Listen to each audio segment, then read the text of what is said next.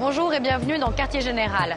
Aujourd'hui, votre magazine s'installe au cœur d'une ville au passé mythique, une ville chargée d'histoire et à la réputation parfois sulfureuse, Marseille. Marseille fait sa révolution. Pour le réaliser, il suffit d'ouvrir les yeux. En plein cœur du port, des grues font pousser des immeubles, des bureaux, des musées. Des tranchées et des tunnels percent la ville de toutes parts. Sur le front de mer, Marseille se rêve en Miami de la Méditerranée, avec ses résidences balnéaires, ses hôtels de luxe et ses palmiers. Le changement est tellement profond que même le port de commerce a négocié un virage radical. Cette année, il attend 850 000 croisiéristes, c'est autant que de Marseillais. Mais les changements, ça ne se décrète pas comme ça. Le port essuie des conflits sociaux à répétition, encore 50 jours de grève en 2010, de quoi effrayer les armateurs. Tout droit sortis de la carte postale, les petits métiers de la pêche s'inquiètent de leur côté d'une autre révolution programmée.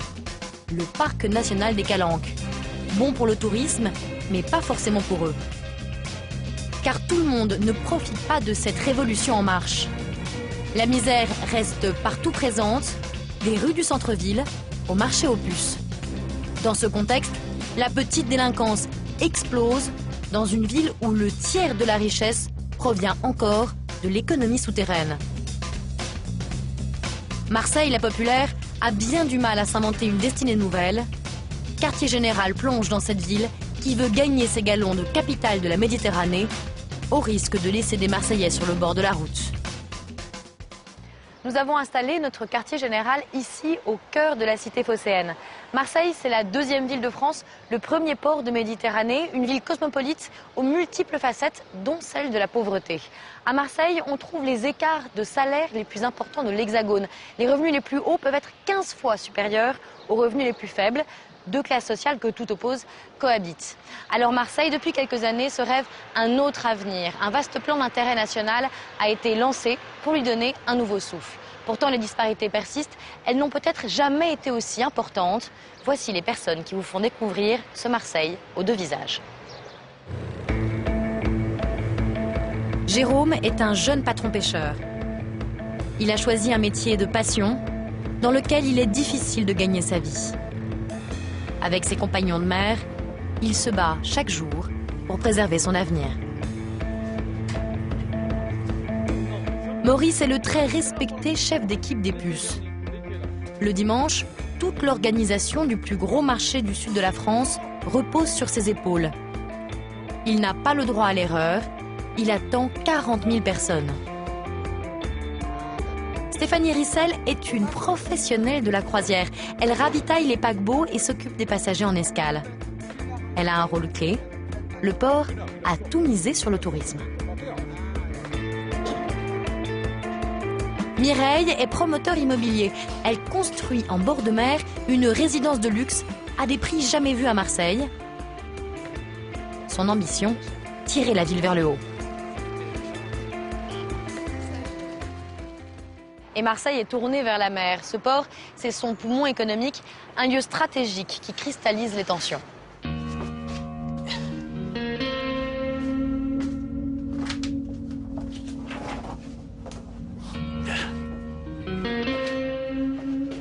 Je vais tout allumer. Vendredi 11 février, il est 6 h dans le petit port de la Madrague, un des derniers ports de pêche marseillais. À 25 ans, Jérôme Guédoche incarne la jeune génération des patrons pêcheurs. Mais ce matin, il ne sort pas en mer pour caler ses filets. On va bloquer le vieux port, là, la passe sud, là. Où tu vas te mettre?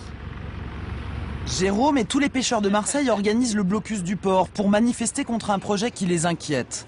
La création d'un parc national dans les Calanques. Le parc national des Calanques, c'est une zone donc de la rade de Marseille jusqu'à Cassis, quasiment La Ciotat, où à la base on voudrait préserver les espèces marines, les plantes au niveau des collines, et ils veulent donc interdire tout ce qui est la pêche, la marche dans les Calanques, interdiction. Pour cette manifestation, Les 50 bateaux de pêche marseillais ont tous répondu présent. Jérôme passe en revue l'état des troupes. Alors sur l'eau, là, vous avez pêcheur du Vieux-Port, palangrier. Après, là-bas, au fond, vous avez aussi un palangrier du Vieux-Port. Là, vous avez un pêcheur de Somachi, du port de Somachi, de l'Estac. Là, vous avez un pêcheur des Goudes. Là, vous avez un gros tonnier de Somachi. Et tous les bateaux du port de la Madrague. Voilà. Leur plan de bataille, se mettre en travers de la route des gros ferries. En voilà un, de la compagnie méridionale. Je mets en route. Ben là, on va tous se rassembler pour bloquer le bateau. Là, il va stopper le bateau de la CMN. C'est le Girolata, ça. Le ferry arrive de Corse après une nuit en mer avec 200 passagers à bord.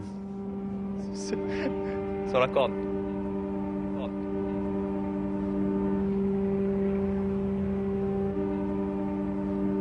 Et Eustache, il y va à fond. Le bateau, il est stoppé, il fait demi-tour. Il va sûrement essayer de passer à la passe nord, mais il ne passera pas non plus. À ce jeu-là, Jérôme et ses collègues réussiront à détourner 3 ferries. Et vous pensez pas que c'est bien quand même pour Marseille, un parc national? Mais moi, j'en vois pas l'utilité. Parce que nous, les pêcheurs, qu'est-ce qu'on leur rapporte à la ville? Même au gouvernement, rien, rien. On pêche, on va dire que le poisson, on ne le paye pas. Mais on ne le paye pas, mais on travaille. En milieu de matinée, les bateaux de plaisance se joignent au mouvement. Sur le plan d'eau, en tout, plus de 400 navires en rang serré. Ces 2 jeunes marins ont rejoint le bateau de Jérôme. Moi j'ai peur que si vous voulez ça enlève un certain aspect de la culture marseillaise, c'est-à-dire c'est un plaisir le dimanche soir d'aller planter une canne avec le coucher de soleil et tout, c'est beau, on est devant un beau paysage, c'est sain, pour moi c'est une activité saine, c'est pas les 3 girelles qu'on va sortir qui vont vider l'eau, ils ont pas pris en compte, voilà, comme on vous dit, la culture marseillaise elle est absolument pas prise en compte. Il n'y a pas que l'OM et le Ricard, ça va, il y a d'autres choses. Jérôme et ses collègues marins-pêcheurs réussiront-ils à défendre leur métier en voie de disparition? Ce combat, ils le mènent au nom de l'avenir. C'est lui qui nous dit ce qu'il faut faire. Faut me chauffer les gars. En fin de matinée, nouveau mot d'ordre. Cap sur le Vieux-Port. Après 6 heures de blocus, les pêcheurs ignorent s'ils obtiendront gain de cause. Mais cette fois, ils seront reçus par le préfet.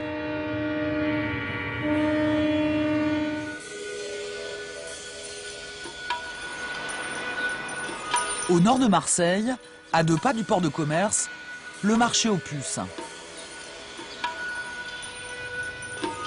C'est là que se donnent rendez-vous le dimanche les populations d'origine immigrée, venues du Maghreb, d'Afrique et d'ailleurs. Maurice a 50 ans, il est l'homme clé des puces. Donc là, il est 6h15, ça va attaquer. Aujourd'hui, le chef d'équipe du marché attend 40 000 personnes. C'est le marché le plus fréquenté du sud de la France. Ah, lui, comme il a un gros camion, il vient de déballer, là, donc il déballe de bonne heure, après sur son camion garé à l'extérieur. Pour commencer, l'inspection au pas de course.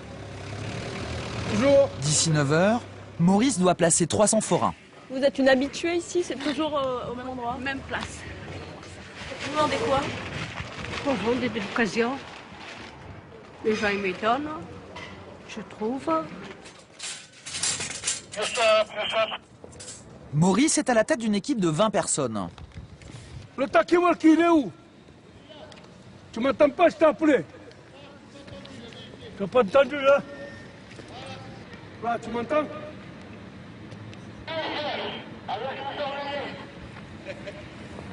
Leur mission, dégager les 4 hectares du marché.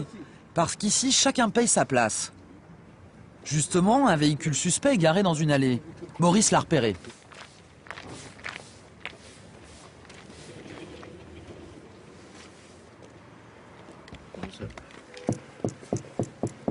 Quelqu'un est à l'intérieur.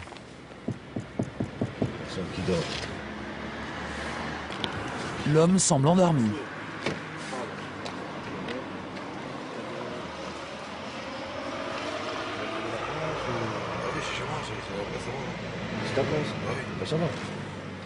Dans 1h et demie, on repassera contrôler si c'est vraiment son emplacement. Parfois, c'est pas tout à fait vrai, quoi. Ouais, mais c'est rare. C'est rare. Comme ils savent ici que si ça manque, c'est fini pour eux. Maurice remarque autre chose. Pas cher. Un nouveau véhicule en plein milieu, son obsession. La voiture là, devant le boulanger à quelle heure? En plus des parkings extérieurs, Maurice doit faire sa ronde à l'intérieur des 3 grandes halles. Bah, ça fait rien, tu jettes un coup d'œil s'il te plaît. 300 boutiques, le fonds de commerce de ce marché privé. Ici, c'est la halle alimentaire, celle qui sera la plus fréquentée dans la matinée. Nous avons des boucheries, des épiceries. Voilà, là on a un poulet vivant. C'est le seul abattage de poulet. Vous avez le poulet, vous avez les dindes. Vous avez un abattoir là.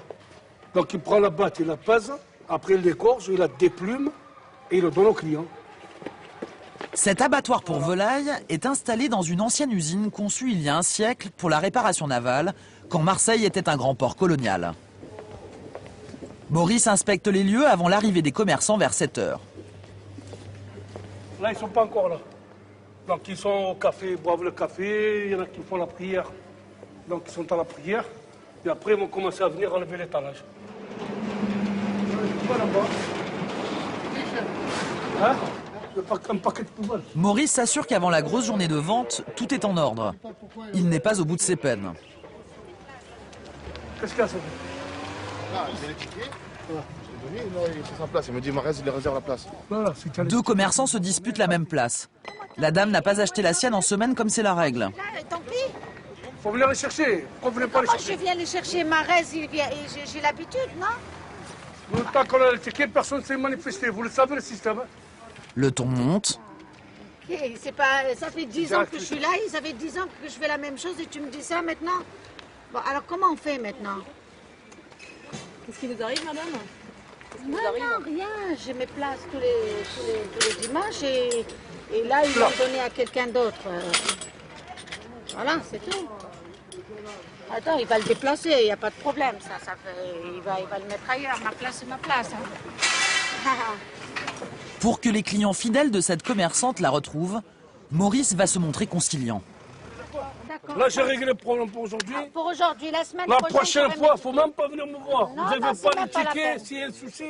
Ok, il n'y a pas de problème. Vous rentrez à la maison. Bon, maintenant, s'il te plaît, Maurice, tu le trouves. Ça y est, 2 minutes. D'accord, merci. Oh. Merci, ça va. Allez. Tu veux un coup de main? Non, il n'y a pas de problème. Le commerçant délogé s'exécute. Merci. Vous avez réussi à ranger tout le monde, là? Ouais, ça y est, ouais. Mais il revient vite à la charge pour une petite compensation. Il négocie un rabais. Une place coûte 11 € pour 1,50 m. Ah, ils sont bien là. N'oublie pas la subtilité, tu fais un petit peu. Voilà, toujours des petits soucis comme ça. Vous êtes craint quand même. C'est pas que je suis craint. Je me lie pas d'amitié avec eux. Hormis quelques-uns, bon, je suis pas quand même un homme cromagnon, mais hormis quelques-uns que je connais très bien, on arrive à discuter, à rigoler. Sinon, dans la grosse majorité, je rigole pas trop. Parce qu'on ne peut pas être ferme, être lié avec quelqu'un d'amitié. Un petit bisbis de quel côté. Donc, je préfère prendre une distance, comme ça. Si j'ai à trancher, je tranche, j'en parle plus.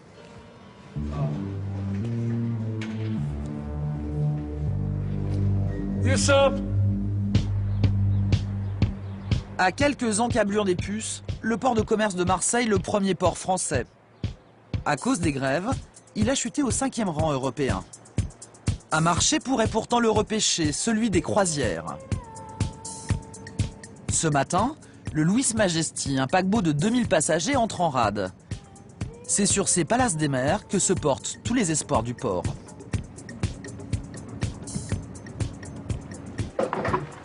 Pilotage. Au poste de vigie, un homme va être très attentif à la route de ce paquebot de croisière. Ok, merci. Il doit lui attribuer des pilotes, des marins spécialistes de la manœuvre portuaire, indispensables pour qu'il accoste. Il va aller là, poste 183.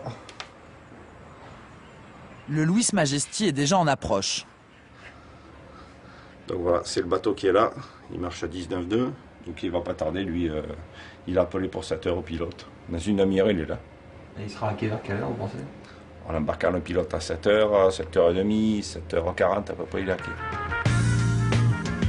Les pilotes, ces 3 hommes en rouge, forment l'élite des marins. Ah Bernard, tout va bien? Hop là.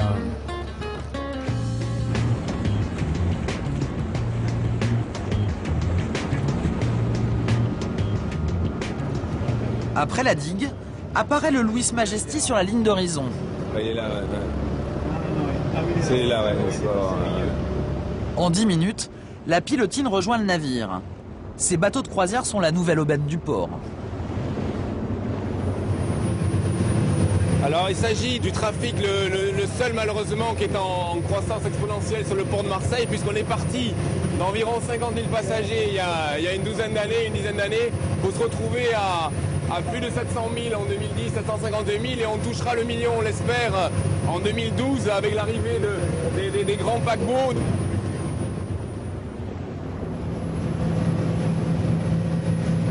Les pilotes vont aborder ce navire de 200 mètres en pleine mer en entrant par la petite ouverture à l'avant du navire.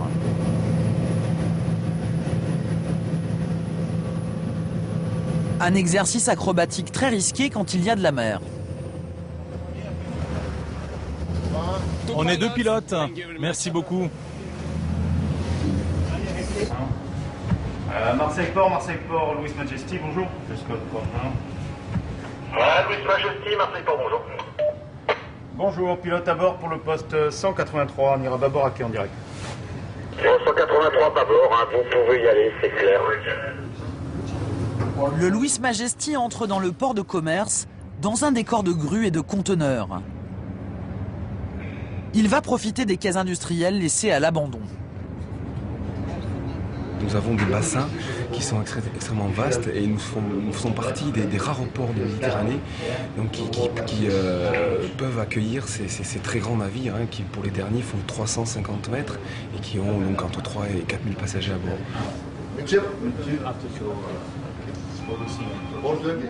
Seul maître à bord pour la manœuvre, le pilote donne ses directives au commandant, un grec. Aujourd'hui, beau temps. 030. Faites juste attention, capitaine, il y a des petits bateaux de pêche un peu partout. On a envoyé la pilotine. Pas de problème, pas de problème. Le commandant s'agace un peu. Il connaît bien le port. Il accoste toutes les semaines à Marseille, car sa compagnie a choisi la ville comme tête de ligne de ses croisières en Méditerranée. Finalement, le pilote lui laisse les manettes. Question de diplomatie. C'est le commandant qui manœuvre. En plus, il a un navire qui est bien équipé, donc aujourd'hui c'est presque une formalité. Voilà. À bord du Louis Majesty, des touristes d'un nouveau genre pour Marseille. En 2011, ils seront aussi nombreux que les habitants de la ville. À terre, la personne chargée de l'escale, c'est cette femme blonde. Stéphanie Rissel est agent maritime. Elle a 4 heures pour s'occuper du ravitaillement du paquebot et du débarquement des passagers.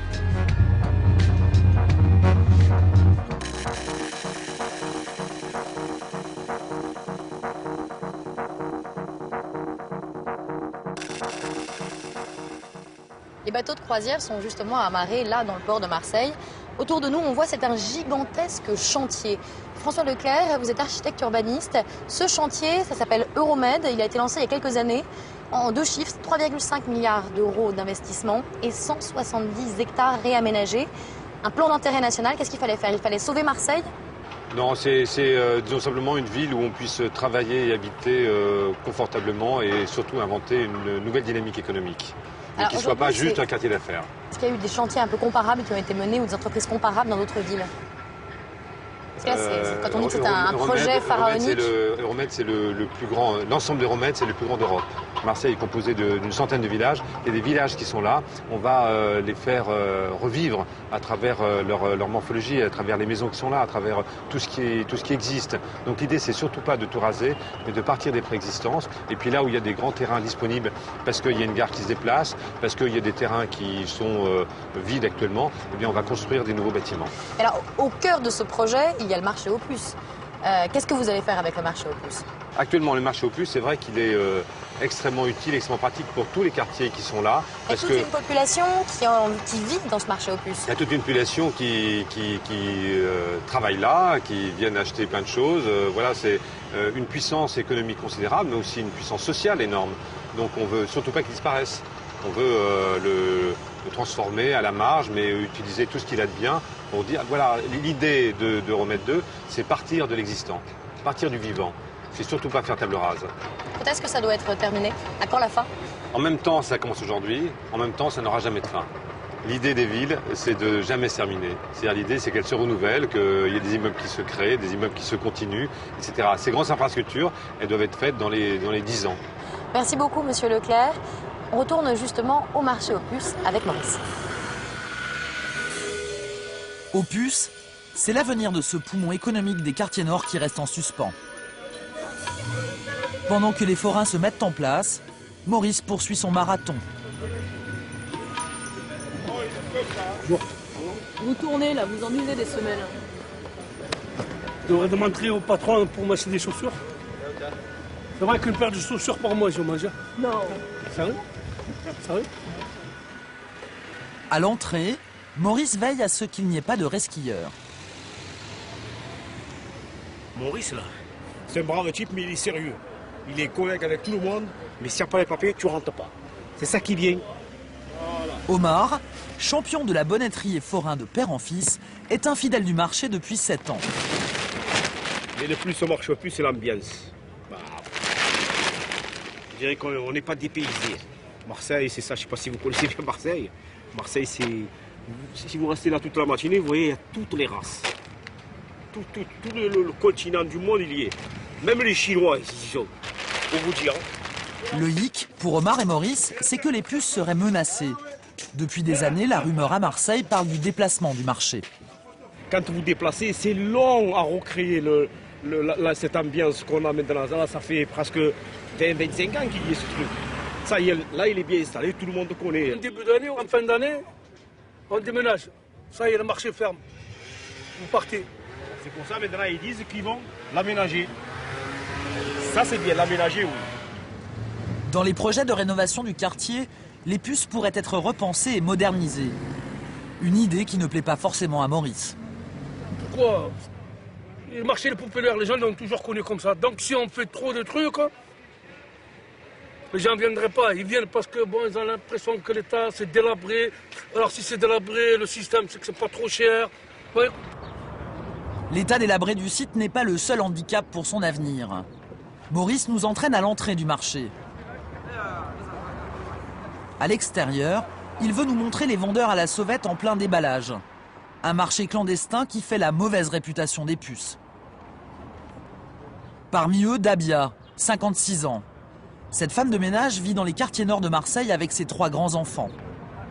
Mon mari est mort, j'ai les enfants levés, il faut que je travaille. J'ai pas assez 900 € de le salaire de la femme de ménage, il faut que je travaille là. J'achète l'eau dans la douane et toutes les choses saisies et je vends pour que j'ai gagné un morceau de pain. Et c'est les choses tout neuf, c'est pas... 5 € monsieur, n'importe quel 3 €. Et la police, elle vous embête pas trop là? Si, des fois il me dit dégage, des fois je parle, j'ai dit s'il vous plaît tu vas me laisser, j'arrive plus à vivre. Il faut que je débrouille pour... on va vivre. Son voisin de trottoir est jardinier dans un club de golf. Oui. Ça c'est le casque. Casque pour l'ordinateur. 3 €. C'est pas cher, hein? Avec un salaire de 990 € par mois, inférieur au SMIC, il n'y arrive pas. Alors le dimanche, il devient lui aussi un des clandestins du marché aux puces. Et alors là, du coup, en étant à l'extérieur du marché aux puces, ça vous coûte rien l'emplacement? Je paye rien, rien. Si je mets l'intérieur, je paye 15 ou 20 €, peut-être je ramasse pas ici. Vous espérez faire combien aujourd'hui? Si tout va bien, net, hein, donc j'enlève, qu'est-ce que je dois avoir? Entre 80 €. 80 €, voilà, avec 3 enfants en charge, il faut... ça suffit largement, 80 € net, c'est le top. Des vendeurs par nécessité, Il y en a des centaines à l'extérieur des puces. À l'intérieur du marché, Omar est fin prêt. La présentation, ça compte beaucoup. C'est ça qui attire un peu les gens. Vous voyez, la présentation. Ils vont aller voir leur thé, tranquille, ils vont venir, ils vont échiner. Obligé, je vous ai dit tout à l'heure, obligé qu'ils partent avec un sachet. Obligé. Obligé. Voilà, j'ai mis à 4 €, ils vont me dire à 3 €. Mais moi, dans ma tête, c'est des 3 €. Dans ma tête. De son côté, Maurice ne chôme pas. Là, il fait déblayer une décharge sauvage. Une corvée sans fin aux puces. Ok, ça va alors. C'est Youssef qui s'en charge. Vous avez un sacré boulot, vous aussi, hein? Ah, il faut, hein, c'est le travail. Hein. Vous n'arrêtez jamais. Hein. On s'arrête quand on va mourir. Voilà. Youssef est l'homme à tout faire de Maurice. Il travaille au marché depuis 20 ans. Pour lui, son chef est le héros des puces. Maurice, le jour qu'il n'est pas, il faut 3 ou 4 personnes pour qu'il remplace. Il y a encore. C'est pas pour le faire du fleur. Hein. C'est pas. C'est-à-dire, je le connais, c'est le métier. C'est mon chef. Mais le jour qu'il n'est pas, heureusement, moi, j'ai piqué un petit peu de gentillesse de l'huile. Mais personne n'arrive à le remplacer. Même 3 personnes sont tout bidons. Voilà, la pause. Il est à peine 8h30. Dans une demi-heure, les premiers clients vont arriver. Merci.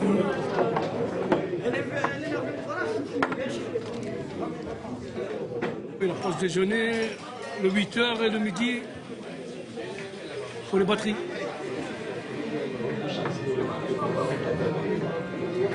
Maurice garde toujours son toki à portée de main, au cas où. Dans le port, le Louis Majesty finit d'accoster pour une courte escale. Le bateau est prévu de partir à 12h30, exactement. C'est pas fait. Stéphanie Rissel, une Allemande de 47 ans, a misé sur Marseille il y a 15 ans. Au revoir. Vous êtes là juste à temps, là, non? Je suis juste à temps, oui, comme d'habitude, avant l'arrivée du bateau à quai. C'est une pro de la croisière. Elle représente l'armateur grec du Louis Majesty. Stéphanie doit gérer l'escale du paquebot de A à Z. Elle a seulement 4 heures avant qu'il ne reparte. Ce matin, c'est surtout débarquement des passagers. Ensuite, avitaillement du bateau.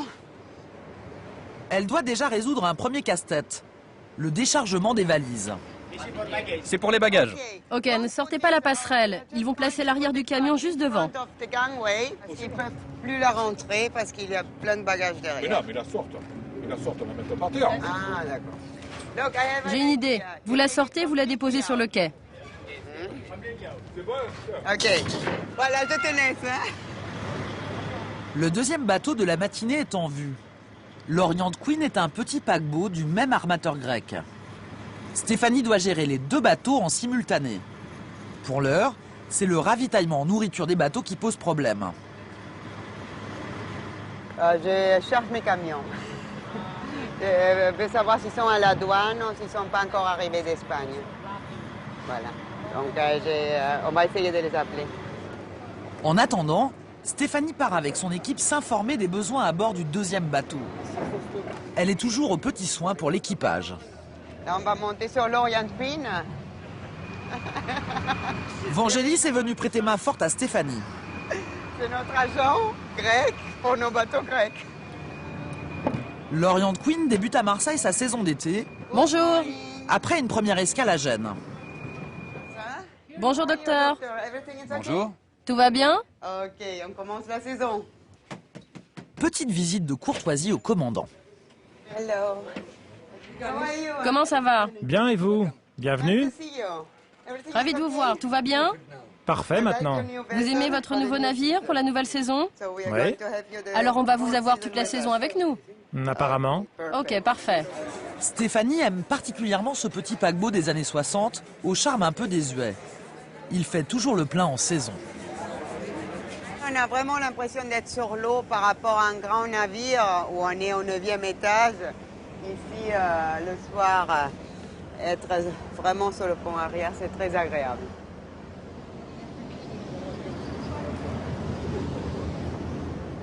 Là, il fait encore un peu frais, mais vous allez vers le sud. C'est très reposant une croisière. Tout est inclus, tout est organisé, les excursions, les spectacles du soir, le logement. Ça a souffert de la crise, les croisières ou pas? Pas du tout, pas du tout, justement parce que tout est inclus à des prix quelquefois raisonnables. À cause des prix, le marché des croisières a doublé en 10 ans et le business de Stéphanie a suivi le mouvement. À Marseille, elle est l'agent maritime qui gère le plus grand nombre d'escales. J'ai fait les premiers bateaux qui commençaient à venir à Marseille et l'évolution est quand même énorme. C'est-à-dire, ça multiplie. Au nombre d'escales, au nombre des passagers qui visitent la ville. Donc c'est quelque chose qui plaît beaucoup. À terre, elle croise une vieille connaissance. Je vous cherchais. Comment allez-vous? L'hôtel manager de l'Orient Queen, un Italien. J'ai pris quelques vacances. Ah, vous êtes de retour aux affaires. Oui, et vous? Vous avez eu un bon hiver? Excellent. Une bonne équipe cette année, même bateau? Contente de vous voir. On est content d'être de retour à Marseille. Marseille est un bon site pour les croisières? Ouais, très bon, excellent. Pourquoi? Ce port a de bons équipements. Il est très facile d'accès et il est au milieu de tous les pays. Les gens peuvent venir de partout. C'est pour ça que votre compagnie a choisi Marseille? Tout à fait. Voilà, on n'a pas trop de bureaux la journée. C'est pour ça qu'on va s'installer dans le camion. Il faut avoir quoi comme genre de capacité, de qualité? Oh, être assez flexible, avoir vite des solutions à tout en peu de temps. Parler des langues, ça peut être utile pour le contact et la compréhension avec les membres d'équipage, les passagers, etc. Vous en parlez combien, vous? Moi, je parle 4 bien. 5, oui, 5, ça va. Qu'est-ce qu'il faut pour être un bon agent maritime? Tu peux répondre? La réactivité. Réactivité, je cherche. Réactivité et système démerde-toi quand il faut. Justement, sur le quai, Stéphanie a fini par retrouver la trace du camion de ravitaillement en provenance d'Espagne. L'autre camion, c'est pour l'Orient Queen? Parfait. Et tout ce qu'il y a là-dedans, c'est pour le Louis Majesty? Très bien. L'approvisionnement vient d'Espagne? Oui. De cette partie-là. Ils ne fournissent pas ici, à Marseille? Ah, ça, l'armateur, il choisit son fournisseur. Hein. On a quelquefois d'avitaillement des vins de Bourgogne, mais la nourriture, il la prennent en Espagne. Et vous savez pourquoi il a choisi l'Espagne? Je pense que c'est une question des prix, hein, souvent. Pour Stéphanie, la vraie bataille, c'est de maîtriser les coûts de l'escale, et donc d'éviter tout dérapage, mais aussi les écueils du port. Arrêtez 2 minutes, s'il vous plaît. Les dockers, ils sont les seuls ouvriers à pouvoir charger et décharger les marchandises dans tout le port. Sans eux, Stéphanie ne peut rien faire. À cause des grèves, l'année 2010 a été catastrophique pour les croisières, avec 13 escales perdues. Alors la diplomatie est de mise. Voilà, donc pour la grue, c'est derrière le pont. Patrick, un docker du port, est son contact privilégié. Et lui, il fait le trajet la croisière qu'il faisait l'année dernière. On a fait l'année dernière. On passe toujours pour les dockers, pour l'avitaillement des navires. Tout ce qui est avitaillement et aussi transport des bagages. Hein. Est-ce que c'est le rôle d'un docker de faire du bagage? C'est de la manutention, oui, tout à fait. Partie de vos cordes, en fait. Vous faites tout... C'est de la manutention portuaire. Ça fait partie de ce qu'on sait faire, de ce qu'on fait. Ça va des bagages aux conteneurs, aux ferries. En réalité, les dockers sont habituellement chargés du fret. Les bagages ne sont pas de leur compétence. Après un long bras de fer, ils ont obtenu une part de ce marché. À leur tarif, 20% supérieur à celui des bagagistes, le prix de la tranquillité pour les croisières. Ça vous permet de participer aussi à l'évolution du port vers la croisière?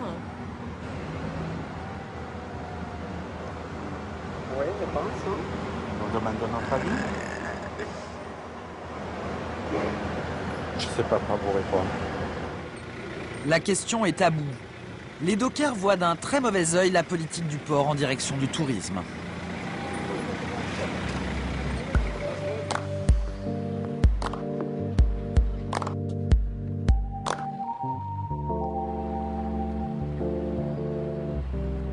Jacques Truot, on est en ce moment en train de sortir du vieux port de Marseille. Alors vous avez dirigé le port de Marseille pendant longtemps. Aujourd'hui, vous dirigez le club de la croisière. La croisière, c'est l'avenir de cette ville? Certainement.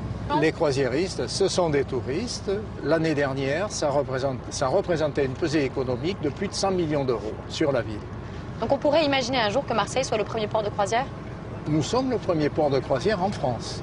En France, mais en Méditerranée? Non, en Méditerranée, bon, on ne va pas fixer de tels objectifs, mais je pense qu'on devrait être dans le top 5 des ports méditerranéens. Il y a aussi une mauvaise réputation à Marseille. Oui. C'est le problème avec les dockers, des grèves à répétition. Alors pourquoi ces problèmes qui sont récurrents avec les dockers? Je vais me permettre de vous reprendre. Nous avons eu des grèves conséquentes ces dernières années de la part des personnels du port, et notamment des portiqueurs. Qu'est-ce qu'ils demandaient? Qu'est-ce qu'ils réclamaient? Bon, ils ont un statut de privilégié. Ils ont des salaires de dockers. Et le privilégié, donc c'est... Je suis très clair. Je connais bien le sujet. Ce sont des privilégiés. Et quand on est privilégié, eh bien, on se doit de respecter le privilège et de fournir donc une productivité qui est à la hauteur des avantages donc, qui sont accordés. Mais alors, parce qu'on a parfois l'impression quand même que ça asphyxie le port de Marseille, que ça l'empêche de se développer. C'est certain, ça l'a asphyxié parce que bon, un chargeur ne peut pas supporter de voir son conteneur bloqué. Les entreprises travaillent maintenant en flux tendu. Elles ne peuvent pas tolérer d'avoir une marchandise qui reste bloquée 8 jours, 10 jours, soit à l'import, soit à l'export, dans un bassin portuaire. Et ça, c'est l'entreprise, c'est le chargeur qui est asphyxié, c'est l'industriel. Ce que vous me dites, c'est qu'en fait, il n'y a plus de problème ou il n'y aura plus de problème avec les grèves dans le port de Marseille. Il ne devrait plus y en avoir. Merci beaucoup, Jacques Truot. Merci. Le boom du tourisme, Marseille compte bien en profiter elle aussi. Les passagers des 2 paquebots débarquent. Pour eux, c'est soit la fin du voyage, soit une journée en escale. Stéphanie organise aussi la visite de la ville. C'est très bien, et toi? Ça, c'est votre ticket. Allez-y, prenez place. C'est la partie la plus rentable de sa prestation. Le tour de 4 heures dans Marseille coûte 40 € avec guide bilingue. Margit est allemande. C'est ce qui est prévu, là? Prévu est une tour de ville de Marseille, découverte de la ville pour les gens qui ne connaissent pas Marseille et qui ont parfois une mauvaise image de la ville. Donc on va essayer de remédier.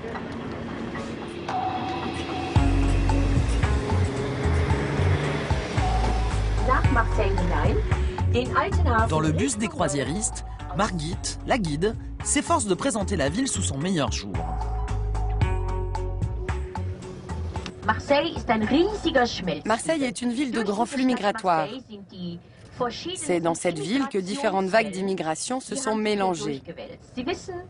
Marseille est aussi une ville portuaire. Et vous savez qu'en général, les villes portuaires sont plus tolérantes et plus ouvertes au monde que d'autres grandes villes qui se situent dans l'arrière-pays.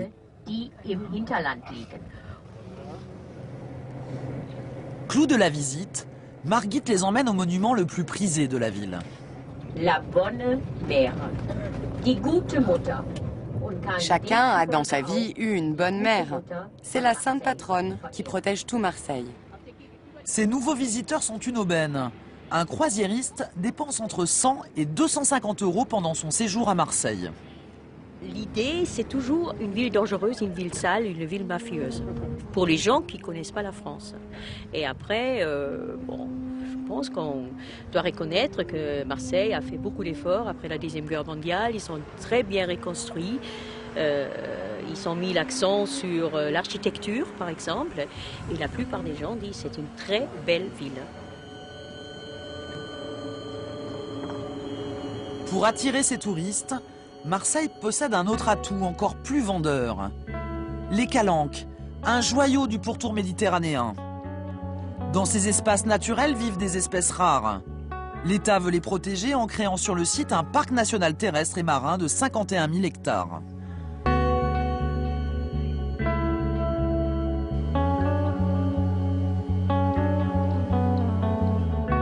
C'est dans les calanques que patrouille aujourd'hui la vedette des affaires maritimes. Bien, on va mettre des calots. Allez, Pierrick et... Allez, Yann. Oui, là-bas. Il y a le passage des singes, comme on dit ici, entre le continent et l'île Maïre. Leur mission ? Contrôler tout ce qui concerne la pêche. Le patron de la vedette a repéré un bateau avec 3 pêcheurs à bord.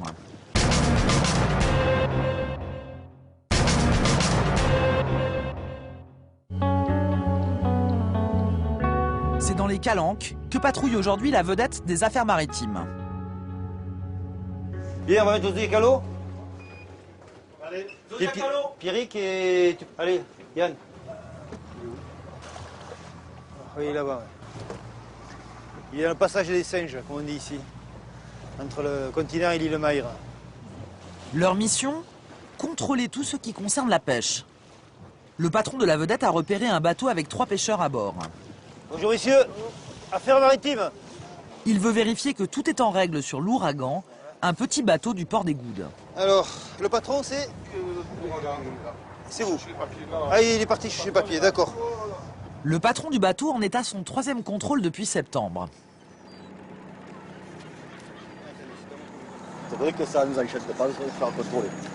Je vous dis la vérité. C'est pas bon. Ça me fait perdre le temps du temps, on est à la mer depuis 4 h du matin. Les contrôles répétés ne sont pas le seul problème de ce pêcheur. S'il est en règle ce matin, il s'inquiète des interdictions à venir dans le parc des Calanques. Car il y aura au moins 10% de réserves, des zones où il ne pourra plus poser ses filets. Les réserves, ça porte du bien. Mais après, il ne faut pas exagérer, il ne faut pas prendre les gens pour des imbéciles. Voilà, c'est tout. Je veux dire, bon, vous prenez une partie, ok, mais laissez les gens travailler. Je veux dire, on n'est pas... Qu'est-ce qu'on est, on est rien.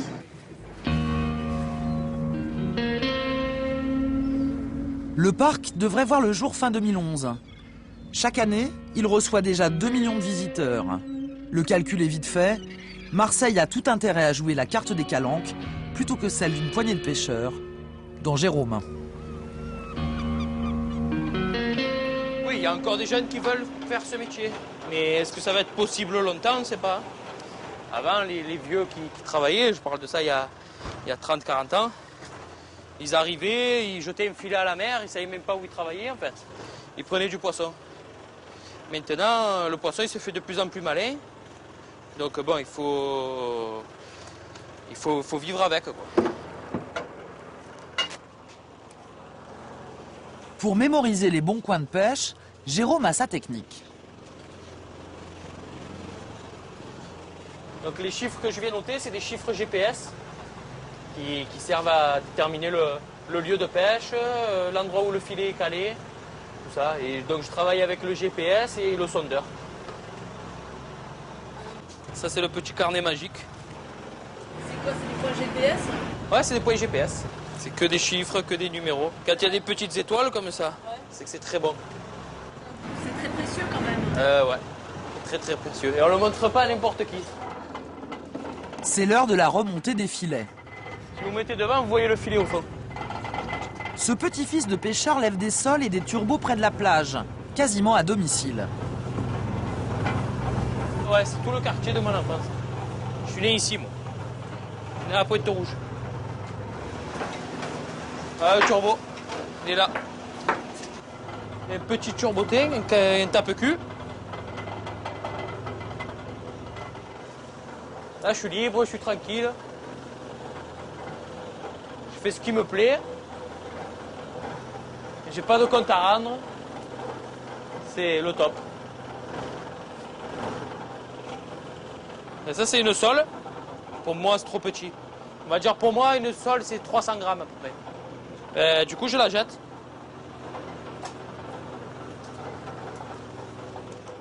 Que vous soyez là, ça prouve que vous pouvez encore gagner votre vie à la pêche. Oui. Gagner ma vie, je la gagne. Mais pour que je gagne ma vie, il faut que je tire énormément de filets toute la journée pour pouvoir avoir un petit quelque chose. Ah, ça, c'est un roucao. Ce que je pêche, je gagne. Après, je déduis tous les frais. Si on travaille régulier, si ça veut aller, que tout ça, on va dire un bon 1 500 €. Voilà. net. Ce jour-là, Jérôme ne fait pas une bonne pêche. Il ramène 15 kilos au port, c'est moitié moins qu'un jour normal. À peine de quoi amortir ses frais. Ouais, Tom, ça va? Ouais, tu descends? Au téléphone, son oncle, chargé de la vente du poisson. Et là, j'ai appelé mon oncle, mon vendeur.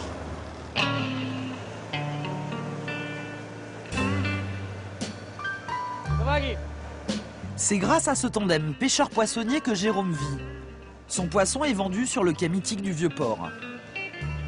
Et Marseille, à la base, on le reconnaît par rapport à ça. Au quai des Belges, la Canebière, la carte postale de Marseille, c'est ça. Notre-Dame de la Garde, le quai des Belges, Canebière.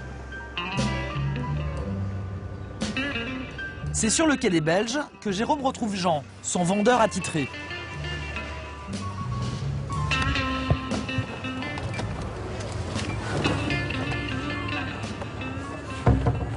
L'oncle fait grise mine, il espérait mieux. Sur le banc, seulement 300 € de poisson. Là-dessus, il ne gagnera que 60 € contre 100 € en moyenne. C'est maigre. C'est maigre. On n'a pas trop de chance. C'est pas mal quand même, non? On décote toutes les heures qu'il fait pour ça.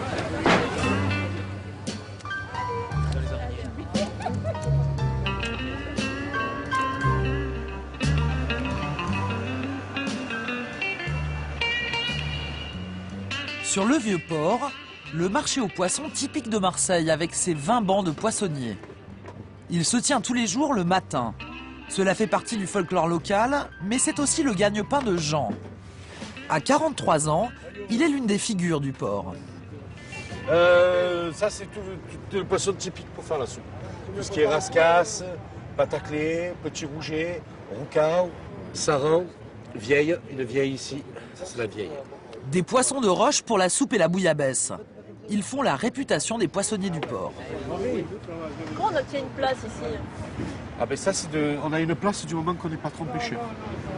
Voilà, c'est depuis tout le temps. Du moment qu'on n'est pas trop pêcheur, on a droit à venir vendre le poisson sur le quai des Belges. Normalement, c'est sur la pierre froide. Le bateau doit arriver et vendre le poisson, son poisson. Bon, maintenant, ça évolue avec le temps. Les gens arrivent, déballent le banc et vendent aussi pour les pêcheurs. Comme chaque matin, la priorité de Jean, placer son poisson chez ses clients restaurateurs du Vieux-Port. Il connaît les bonnes adresses. Eux, ils ne payent pas les mines et ils prennent du poisson frais. C'est pour ça que des fois, quand on me demande où c'est qu'on peut manger une bonne soupe de poisson ou une bouillabaisse, je les envoie à ces restaurants. Chez ce client régulier, une petite surprise l'attend. Bonjour mon ami. Comme je suis nouveau, je viens d'arriver, donc je ne sais pas comment ça se passe. Mais une chose est sûre, c'est qu'il me faut de la soupe de poisson. Ben, je dois avoir même pas une dizaine de kilos, je vous la prépare, je vous l'amène. D'accord, mais il n'y en a pas 10 kilos. Parce que d'habitude, ils me prenaient pas 10. Habituellement, je pense qu'ils en prennent... À chaque fois, ils me prennent 10, 15 kilos. À chaque fois? Ouais. Bon, alors, mettez-moi les 10 kilos. Si à chaque fois, ils prennent les 10 kilos... Ouais, je sais, hein, c'est lui qui vient me la prendre. Bon, alors, dans ce cas, oui. Allez, mais ça va, je vous pose ça, je vous amène ça. Très bien. Et pour le règlement, ne vous embêtez pas, je vous avec. C'est gratuit, aujourd'hui c'est gratuit. Vous en faites tout. Aujourd'hui c'est gratuit. Non, parce qu'on a tellement de poissons sur Marseille, donc on ne le fait pas payer. Allez, à tout à l'heure. La tchatch, une autre spécialité locale, ou comment faire des affaires avec le sourire. De retour sur le quai, Jean reçoit l'appel du chef d'un restaurant huppé.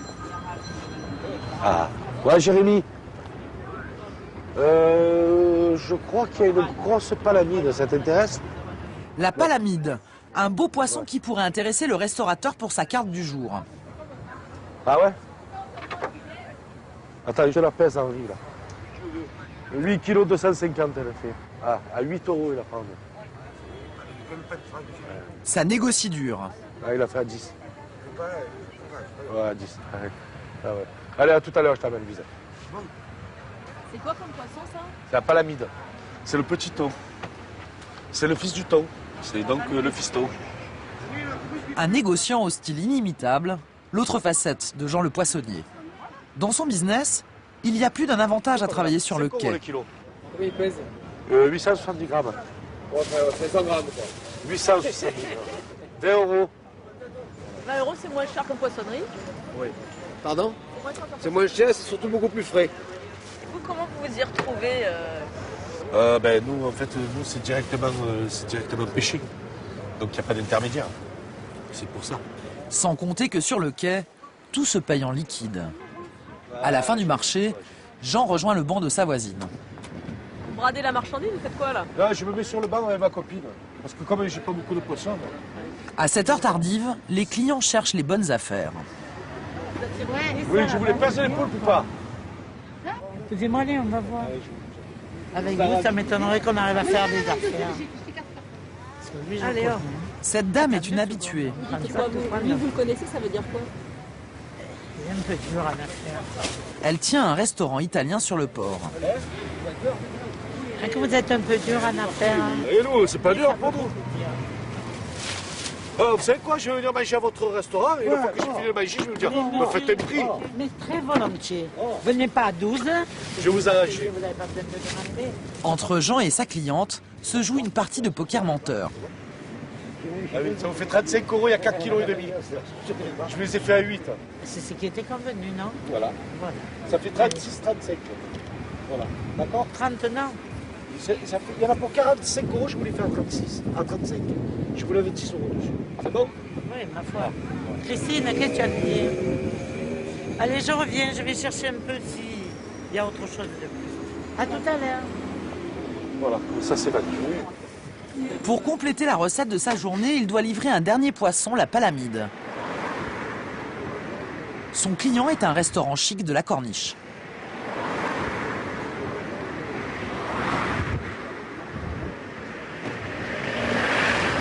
Voilà le poisson. Il est bon celui-là? Magnifique. Magnifique, magnifique.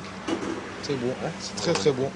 Ils prennent que les grosses pièces, c'est les gros poissons. Il faut qu'ils soient extra frais, durs, raides, de la qualité, quoi. Obligé. En cuisine, c'est l'heure du coup de feu. Le chef Yanis Lissri est à la manœuvre. Alors José, tu lèves la pêche?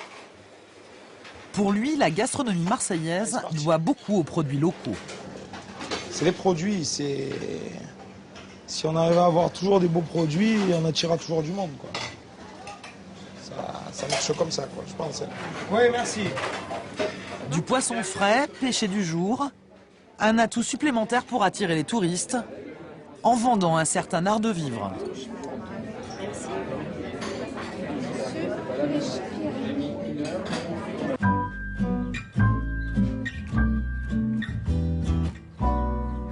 Pour trouver le Marseille de la Dolce Vita, loin des quartiers nord, il faut se rendre au sud.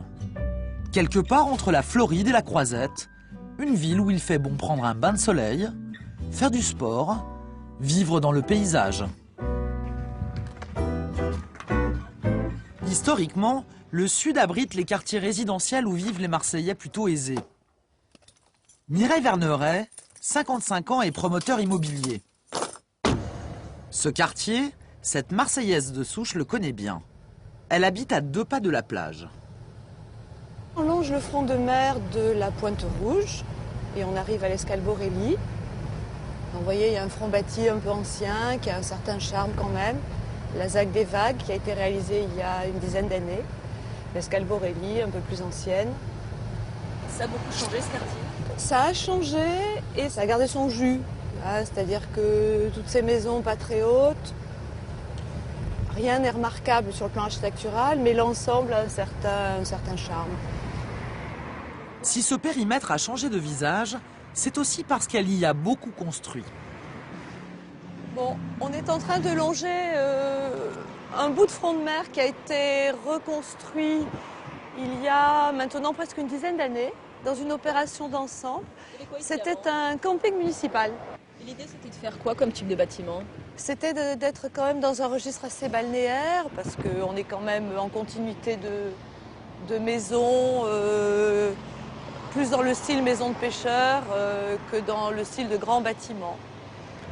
Donc derrière, ce sont des villas qui sont assez jolies, et le tout, c'est très très bien vendu. très très vite. Qui c'est qui est venu vivre là? À l'époque, c'était un peu l'époque de l'arrivée du TGV, donc il y avait eu quelques Parisiens. Mais sinon, essentiellement des Marseillais du quartier qui faisaient un deuxième achat, ou c'était pas trop de la primo-accession, c'était des niveaux de prix déjà assez élevés pour l'époque. Mireille veut nous montrer son projet en cours. Un chantier qui lui tient à cœur. C'est le dernier terrain pour une grosse opération immobilière en front de mer. Ouais. Allez-y, allez-y. Vu la boue, il vaut mieux s'équiper avec des chaussures de chantier. Ici, à quelques mètres de la plage, Mireille construit une résidence de prestige. 145 logements avec terrasse. Une opération qui tire Marseille vers le haut. Donc cet après-midi, on vous a préparé un plan, on vous le montre et vous nous dites. Le chantier, retardé par la crise immobilière de 2009, vient d'être lancé. Mireille croit à son potentiel. C'est vraiment une opération pour les Marseillais. Les Marseillais veulent habiter au bord de la mer et on a des gens d'un peu toutes les classes sociales finalement dans ce projet. Bon, c'est vrai qu'il y a des gens qui ont les moyens, mais il y a aussi des gens qui ont acheté plus petit, qui sont plus âgés et qui veulent aller à la plage à pied, pas prendre la voiture. On a là donc l'avenue du Prado, qui est une des artères principales de Marseille, avec le fameux David, reproduction du David de Michel-Ange. En face, les îles du Frioul, qui sont superbes. C'est un spectacle permanent, en fait. Sous la dalle, la résidence comporte aussi un supermarché qui préexistait au projet. Un des casse-têtes du programme. Ça va être un de vos plus beaux magasins, hein? Non? Jamais de compliments. L'ambition de Mireille, rendre plus attractifs les abords du rond-point de David. Je crois qu'avant et après, il y aura une sacrée différence. Et c'est ça l'objectif du projet, c'est réaménager tout ce coin. Là, on a un alignement de palmiers. Ça achève ce côté balnéaire. Et puis, il y a déjà eu des palmiers plantés. On va être dans une continuité. C'est un peu Miami, c'est un peu Nice, oui, c'est un peu tout ça. Donc, on a envie aussi que Marseille fasse un peu rêver. Et donc, je crois que ça participe de ça, le fait de mettre des palmiers. Un rêve réservé aux Marseillais du sud de la ville. Alors, on vient de le voir, il y a d'un côté Mireille, ces appartements luxueux qui font penser à Miami, et de l'autre, il y a la misère du marché aux puces. Alain Fourest, vous êtes sociologue, vous vous décrivez comme un médecin de la ville. Oui. Quelle est l'origine de ce fossé qui sépare ces deux populations? Au siècle dernier, Marseille s'est progressivement désindustrialisée, à la suite notamment de la fin de l'Empire colonial, et une bonne partie de l'enrichissement économique et industriel s'est situé en dehors de Marseille. Tous ceux qui avaient les moyens de sortir de la ville sont sortis. Et la banlieue de Marseille est restée dans la ville. Voilà, donc cette situation-là, à la fois une désindustrialisation d'un côté et de l'autre côté l'arrivée de populations venues de l'extérieur et qui, on le sait bien, ne sont pas des gens riches, hein, crée une situation dans laquelle, en effet, la différence entre les riches et les pauvres va en s'accroissant de façon assez dramatique. Projet d'année en année. En fait, Marseille, on parle du centre de Marseille, en fait, Marseille c'est une ville pauvre. On a quand même 38 000 personnes, familles qui sont demandeurs d'un logement social dans cette ville. On a plus de 70% de la population qui pourrait accéder à un logement social. Et quand on leur propose des immeubles et des logements à des tarifs exorbitants, hein, bravo pour ceux qui vendent leurs logements, bravo pour les promoteurs, mais ils ne peuvent pas. Donc on est dans une période dont moi je crains qu'on va se retrouver avec des logements vides sur le marché, peut-être les prix vont baisser, mais avec toujours encore une population importante qui sera dans des conditions d'habitat extrêmement insalubres. Un jour ou l'autre, ça va créer des conflits qui vont s'aggraver. Vous avez des propos qui sont très négatifs, quand même, on peut les modérer, parce que le taux de chômage n'a pas cessé de baisser, voilà, il a un petit peu augmenté pendant la crise, mais vous savez que ça s'est quand même enrayé, ce chômage à Marseille. On est quand même entre 3 et 3,5% supérieur à la moyenne nationale, ce qui est quand même relativement important. Mais faisons la différence, regardons ce qui se passe dans un certain nombre de quartiers, et notamment les quartiers nord de Marseille, dans ce qu'on appelle les zones d'habitat social, pendant lesquelles j'ai longtemps travaillé. On a là des taux de chômage qui sont quelquefois de 40 à 50%. On a des jeunes qui sont depuis la 3e génération de ne pas avoir vu ni leur père, ni voire même leur grand-père travailler. Et on a des situations de dépendance sociale et économique absolument dramatiques. Alors après, on s'étonne que quelquefois il y ait de la délinquance, on parle au jus, des vols de colliers, etc. Je veux dire, c'est un effet direct de ça. Hein. Merci beaucoup Alain Fourest. Merci. Dans les quartiers nord ce dimanche, le commerce est à la peine. Les clients arrivent par vagues, mais on est loin des bons jours. Dans la foule, Maurice est aux aguets. Il se balade incognito. Là, ça y est, tout est en place. Ouais, ça y est. Là, je suis tranquille, c'est fini. Là, j'ai plus rien à faire, j'ai plus qu'à me promener. C'est dans cet incroyable bric-à-brac, chez son vieil ami le quincaillier, que Maurice veut nous faire partager sa vision du marché. Moi, j'ai bonjour. Vous allez bien? Oui, voilà.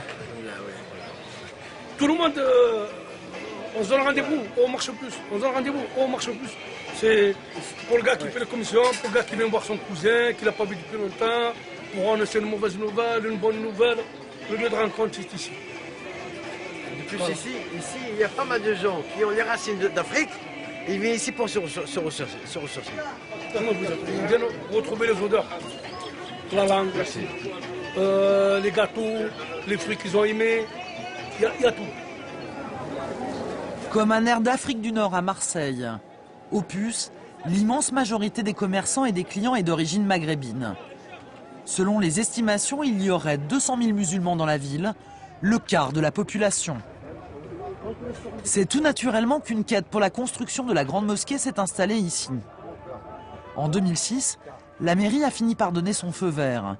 Mais le budget est considérable, 22 millions d'euros. Paris, ils ont une grande mosquée. Lyon, ils ont une grande mosquée. Strasbourg, c'est une petite ville, ils ont la grande mosquée. Et ici, chez nous, à Marseille, c'est une grande ville méditerranéenne. Et le soleil et la mer, on n'a pas de grande mosquée. Et c'est pour ça qu'il faut participer. C'est indiscret de vous demander combien vous donnez? Ah, ben, il n'y a rien à cacher. Pour moi, je donne 60 €, voilà.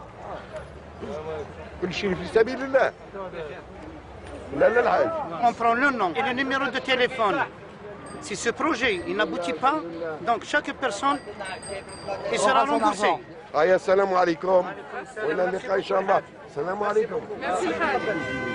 Sur son stand, Omar semble préoccupé. Voilà, il est 11h20, normalement il devait avoir un moine de fou. Le dimanche, c'est 40% de son chiffre d'affaires. 4 ajoute-en 3 parce qu'il y a 7 jours. Je sais. Eh oui, tu sais, mais tu as appris que 4. Non, ah là, non, ça c'est toi qui sais, moi je sais pas. Alors ils sortent ici ou ils sortent pas? Ici, comment je peux dire, ils achètent beaucoup le prix, ils n'achètent pas la qualité.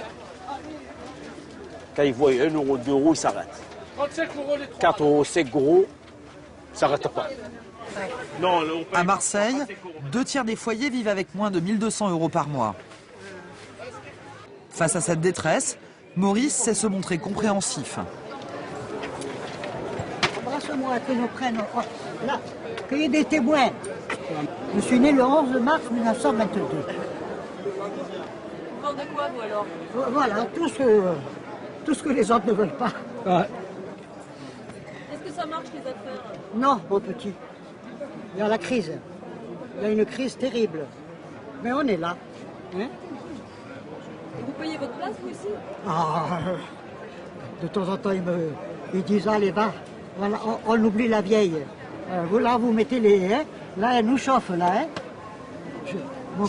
Je paye ou je paye pas? Non. Non, je paye pas. Ils sont gentils avec les vieux. Voilà. Ça, c'est notre bon Dieu. Votre chouchou, papa. Ouais. Parce que les dames d'un certain âge, ils m'aiment bien. Allez, bonne journée. Allez, mon petit. Allez, à bientôt. Alors, faites-nous un peu de réclame, hein.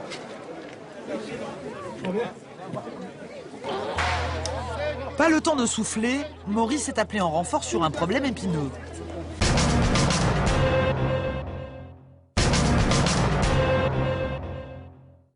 Pas le temps de souffler, Maurice est appelé en renfort sur un problème épineux.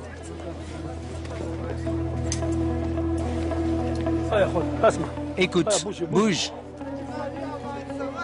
Posés sur un mauvais carton, des articles de petite maroquinerie. Allez, venez, on y va. Qu'est-ce qui se passe, hein, Maurice? C'est la bandara ce matin. Ça veut dire quoi? Ils vendent sans titre ni droit sur les passages. Donc ils n'ont pas le droit de les faire partir. Comment vous les faites partir? De force.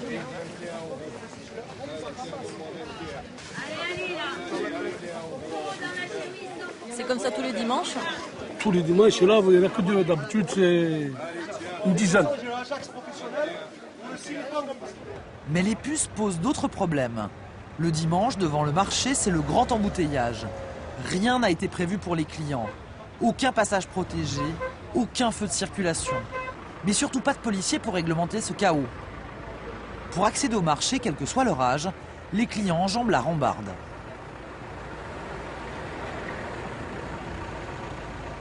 À 11 h, 2 policiers font leur apparition.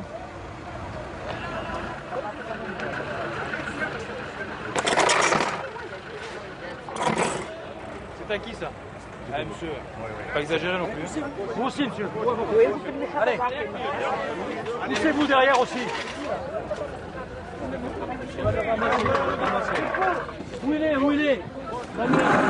Encore, allez-y, monsieur. Vous arrivez à gérer là, hein? Vous le voyez? Vous le voyez? Tout à fait. Et puis après, on recommencera, on remontera et on recommencera. Pourquoi alors le matin vous les empêchez pas de s'installer? Parce qu'on peut pas. Ils sont beaucoup plus nombreux que vous, vous avez remarqué? Un peu plus loin, comme elle n'est pas sur la voie, Dabia peut faire ses affaires tranquilles. Je vends du 20 €. 20 €? Ouais, ça va. Ça va. Ouais. Dabia est là depuis 6 heures et elle est prête à tout pour vendre. 5 €, monsieur, c'est pas cher, hein? Tout à 5. Des gens qui je donne le crédit jusqu'à la semaine prochaine, ils me ramènent les sous. Ils payent. Je te jure, ils payent. Des clients fidèles. Hein. Et j'ai confiance en eux. Je donne un crédit. Une fois, il y en a une famille qui m'a dit, j'habite à Garden, si tu as confiance en moi, tu vas me donner, j'ai pas ramené les sous avec moi aujourd'hui. J'ai dit, prends tout ce que tu veux. Et si tu me ramènes la semaine prochaine, si tu as une parole, si tu me ramènes pas les sous, c'est fini, je te donne plus. Ça a marché. Eh ben, ça va marcher. Il m'a ramené, il a ramené ses collègues, sa famille, ils les ont achetés encore. Derrière Dabia, une autre vente beaucoup plus lucrative. Un marché de voitures d'occasion squatte un parking municipal. Les prix défient toute concurrence. Vous cherchez quoi? La bonne affaire Ben, si on tombe sur quelque chose qui est intéressant, oui. La jaune qu'on a vue là. Ah, la coupée. Faut tout regarder. Hein. Faut tout regarder. Le prix, elle est pas chère. Hein. Et ici, les gens qui vendent, c'est des vendeurs professionnels ou c'est des garages? Des garages. Des garages. Des garages, Ah, plusieurs ouais, garages des garages. ici, là. Fait étonnant, ce marché n'a jamais été autorisé. Pour les autorités, il s'agirait d'une simple vente entre particuliers, une pratique tolérée. Impossible sur place de discuter avec un vendeur. Nous appelons les numéros inscrits sur les pare-brises. Bonjour, vous êtes un garage? Oui, tout à fait. Je voulais savoir, j'ai vu une Laguna. Est-ce que c'est possible de l'essayer? Oui, eh bien, juste vous précisez à quelle heure vous allez passer, je vous envoie quelqu'un. Vous êtes un garage, vous? Ouais, je suis garage, ouais. D'accord. Et parce qu'au marché, je paye pas les taxes, c'est ça? Non, je paye rien. Je paye rien. D'accord. Et j'ai les mêmes garanties qu'un garage? Non, j'ai pas garanti. Hein. Je le vends comme ça. Comme si c'était entre particuliers, en fait. Voilà. C'est plus cher si vous faites une garantie, en fait. Voilà, c'est plus cher si on fait une garantie. Vous êtes un garage, mais en fait, vous vendez comme un particulier. J'ai le garage, je vends des voitures un peu chères, quoi, que des voitures un peu récentes. Des petites voitures comme ça, je préfère les vendre dans les marchés. Pas cher, mais pas de garantie, quoi. Le problème, c'est que ce marché échappe à tout contrôle. Un intermédiaire explique l'arnaque la plus courante. Et les compteurs ils sont trafiqués. Si la voiture à la ville, je sais pas moi, 300 km, et il fait descendre le compteur à 120, 150. Par exemple, cette fourgonnette à 2000 € n'aurait parcouru que 10 000 km en 7 ans. Ça se voit, une vieille voiture, qu'elle a 5 ans, elle a roulé 120 000 km. Ah oui, c'est mieux d'aller dans un garage. C'est la fin du marché des forains. L'heure à laquelle Maurice reprend du service pour le grand nettoyage. Voilà. Bon, de nos jours, on n'a plus de bois, on n'a plus de ferraille. Avec tous les Roumains qu'il y a, ça part vite. Hein. Vous n'avez pas laissé une ferraille. Les cagettes non plus ne font pas long feu. Ce Tunisien a organisé la filière de récupération avec la bénédiction de Maurice. Parce qu'il prend les cajacs. Ce que prennent les gens, ça ne se retrouve pas dans mes compacteurs, c'est du moins pour moi. Et à eux, ça les arrange. Donc voilà. Combien tu gagnes? 30 € toute la semaine. 30 € toute la semaine, 7 jours, 30 €. La fin des puces, pour les pauvres, c'est une question de survie. Comme pour cette vieille dame. Tous les dimanches, elle vient ramasser les légumes, une tomate, un poivron, une courgette, une carotte. Elle n'est pas la seule, il y a même des Européens. Et ça a toujours été au marché aux puces? Non, il y avait, mais on ne voyait pas beaucoup parce qu'il y avait 1, 2. Maintenant, avec la misère qu'il y a, la crise et tout, il y en a de plus en plus. Il y a vraiment beaucoup. Moi, ça fait 2 ans que j'ai constaté qu'il y en a beaucoup de plus en plus. Pour Maurice, c'est à l'intérieur de la halle alimentaire que la pauvreté est la plus criante. C'est des cagettes à 1 €. C'est on pourrait dire l'effet de série dans l'alimentaire.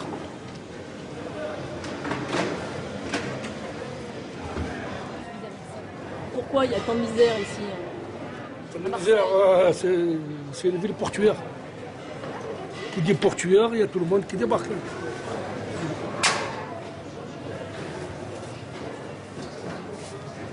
Ça me fait le cœur. Ça me fait le cœur de voir tant de misère. Quand vous prenez le mémé comme tout à l'heure, ça pourrait être ma mère. Donc à vous de... Je sais pas, moi ça me touche. Moi personnellement, je vous dis sincèrement, je vais arrêter là parce que... C'est vraiment, ça me touche.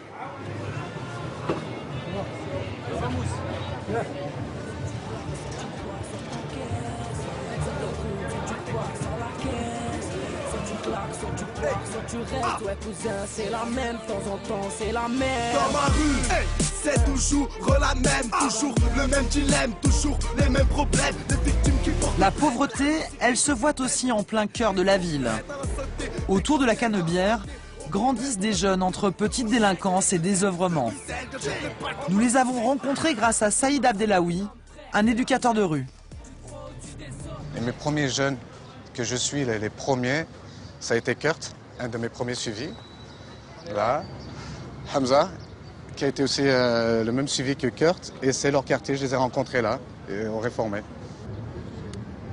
Il nous a aidé à faire du travail, vite fait, petit boulot quoi. Il m'a pas lâché malgré mes petits moments, dès que j'arrive pas trop, je laisse un peu tomber, il me reprend quand même, il me remet sur les rails, et voilà quoi. Kurt, 18 ans, et Hamza, 21 ans, sont nés dans ce quartier. Ils ont quitté l'école très tôt et ont eu des démêlés avec la justice. Le quartier où ils ont grandi, c'est un joli quartier, mais il se passe énormément de choses. Il y a la toxicomanie, la prostitution, la délinquance. Et c'est vrai que ces jeunes, ils y tiennent à leur quartier, mais il y a une grande concentration de difficultés. J'ai grandi là, sur un point là. Avant, c'était ouvert, vous pouvez jouer au ballon. Maintenant, il est enfermé. Ça fait 4 ans qu'il est enfermé. On restait là tranquillement, on jouait au ballon, on achetait à boire. Voilà quoi, on passait notre petit temps là à la place d'être dehors. Voilà, on se retrouve à jouer alors qu'il y a un parc juste en haut là. C'est un peu désespérant quand même. Une voiture elle peut passer à tout moment et le renverser. Pour Kurt et Hamza, le maître mot c'est tuer le temps. Après pour pas rester trop au même endroit aussi, pour pas que ça devienne trop angoissant, on marche, on fait un tour. C'est quoi qui est angoissant? De rester dans le quartier quoi. C'est angoissant, c'est l'angoisse, c'est les soucis, c'est la déprime, c'est un peu de tout. Parce que les gens ils appellent les flics, ils parlent de nous. Et c'est pour ça, des fois on bouge, on marche. On y va, on fait des tours, on sort du quartier quoi. Un incident survient alors. Hamza est pris à partie par un habitant du quartier. Vous faites peur aux gens ou n'importe quoi? On fait pas peur aux gens. Non, vous faites pas peur aux gens. Vous faites rien. Vous faites rien. C'est les gens qui ont peur. C'est les gens qui ont peur. Regarde-moi bien. Tu crois que moi j'ai peur dans le quartier, même pas en rêve? Voilà. On parle des anciens, des personnes âgées. Ils ont fait leur vie. Mais non, ils ont fait leur vie, mais ils ont été bien éduqués. Ils ont fait leur temps. Ouais, non, ils ont fait leur temps. Écoutez-moi, toi tu feras pas longtemps par contre, je te le dis. Et c'est vrai que les gens ils se plaignent, mais ils n'ont jamais fait la démarche d'aller les voir. Moi, en tant qu'éducateur, c'est peut-être mon boulot, mais chaque fois que je suis allé voir des jeunes, ils m'ont toujours vouvoyé, respecté. Jamais quelqu'un m'a manqué de respect. Kurt et Hamza tiennent à nous faire écouter un groupe de rappeurs locaux, les Sbatata, traduire les têtes brûlées. Les paroles racontent leur histoire. Écoutez, dans la rue, c'est toujours la même, toujours les mêmes dilemmes, les problèmes, les victimes qui portent plainte, la jalousie qui te déteste, on pète un gros pète à la santé des grosses têtes. Voilà. Et après, il dit, demain ça Paname, c'est la même, tu te profites des autres, mais c'est la même. Que tu braques ou que tu grattes, c'est la même. Pète ton négro, c'est la même. Gratte ton négro, c'est la même. T'as oublié tes gants et t'as raté un cambu. Tu veux des housses mais c'est devenu tendu. Si tu balances ton pote mon frère t'es un vendu. Ton cas sans les détendus.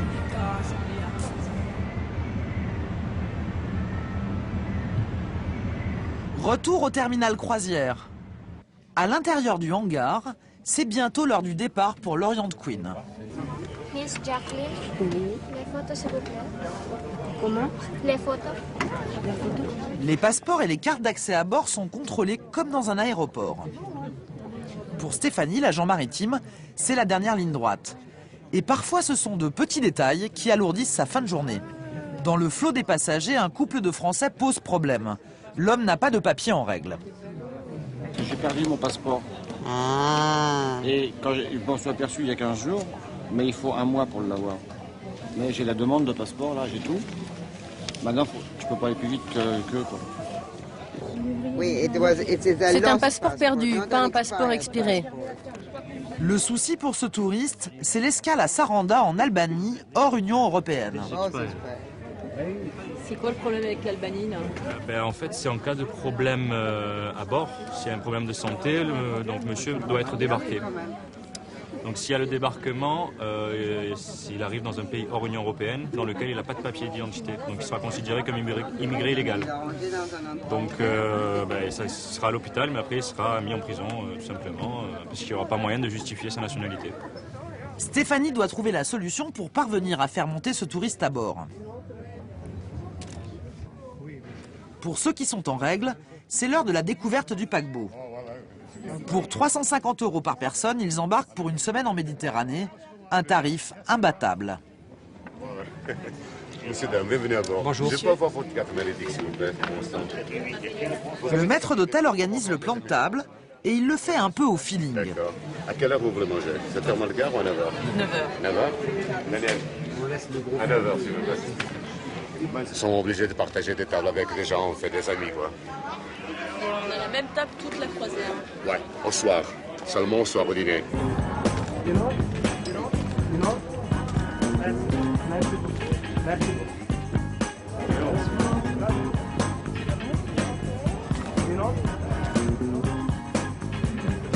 Alors que les derniers passagers embarquent, la situation des deux Parisiens sans papier se dénoue in extremis.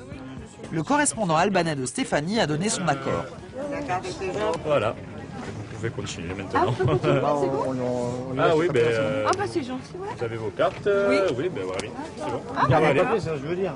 Ils gardent les papiers. Bon. Mais c'est Ils sont pas perdus. Eh ben, oui, papa, ça y est, c'est réglé. Bon, voilà. Ces deux Parisiens seront les derniers à embarquer à bord de l'Orient Queen. Prochaine destination, Messine, en Sicile. Sur l'autre paquebot, le Louis Majesty, l'heure est aussi au départ. Mais Stéphanie doit retarder la manœuvre coûte que coûte. Il y a 2 personnes qui manquent. D'ici? Oui. D'où? Aujourd'hui? Oui. Non, il manque personne. Non, ils sont dans le van. Ils sont tous à bord. Il ne manque personne. Ils sont tous à bord, je vous assure.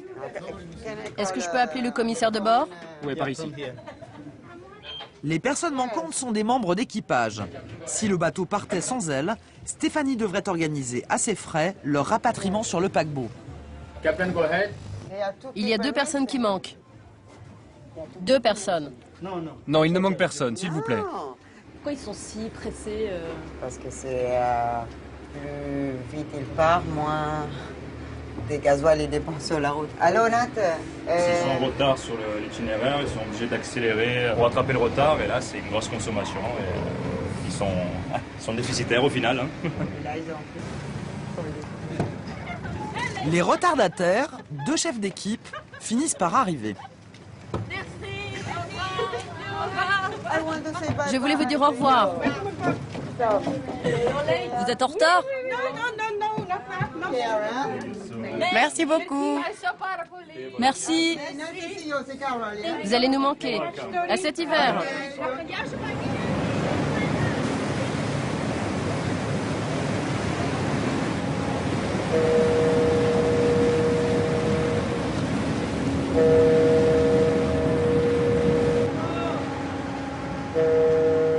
Trois coups de sirène, un message très personnel. C'était pour le port de Marseille. Ça veut dire quoi, dites-nous? C'est un peu un salut. Donc, 3 fois, c'est encore plus fort qu'une seule fois. L'Orient Queen répond immédiatement. Mais ce petit paquebot des années 60 n'est plus tout jeune et sa sirène reste bloquée. Il faudra plusieurs minutes aux marins pour régler le problème. À quai, Stéphanie peut rester sereine. En 2012, 1 million de croisiéristes pourraient venir découvrir Marseille. Un gage d'avenir pour elle et son équipe. Dans les quartiers sud, pour Mireille, les affaires prennent une bonne tournure. Elle se rend à l'espace vente où est exposée la maquette de sa résidence de luxe. L'enjeu pour cette spécialiste de l'immobilier haut de gamme, connaître l'état des réservations. Marinette, sa commerciale, va lui donner de bonnes nouvelles. Bonjour Marinette. Bonjour monsieur. Sur place, ce client vise le top des appartements à la vente. Une maison en dernier étage, sur le toit de la résidence. Messieurs, dames sont intéressés par la villa Monsieur Dufour était déjà venu il y a un moment. Il est très intéressé par la maison sur Luvonne. Il vous Ah a oui. monté sur la dalle. Voilà, savoir s'il y a beaucoup de bruit, si la remontée du... Ah, là-bas, la villa là-bas. Non. Enfin, vous allez voir. Vous, c'est quel type de très calme. produit qui vous intéresse? Quel type de logement? Un appartement avec une terrasse de 120, 130, 140, 150 mètres carrés, avec un peu d'espace. Voilà. Et vous avez un budget par rapport à ce projet-là Ah bah ça c'est beaucoup trop cher puisqu'on est avec Ogic.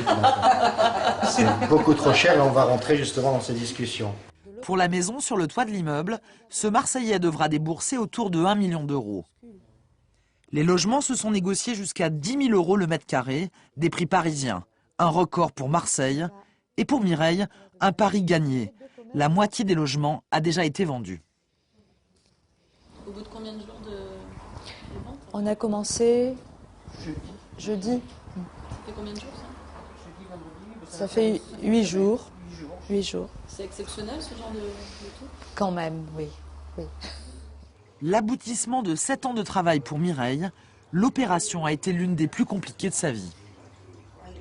Vous vous êtes dit, moi je vais y arriver. Je me suis pas dit, je vais y arriver.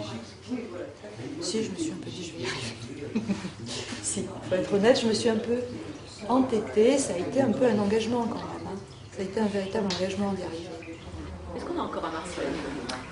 On est complètement à Marseille. On est complètement à Marseille. Marseille, c'est la mer, donc on est au bord de la mer.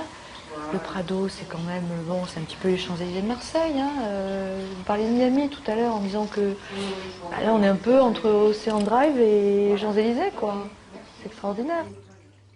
Livraison de l'immeuble de prestige, fin 2013.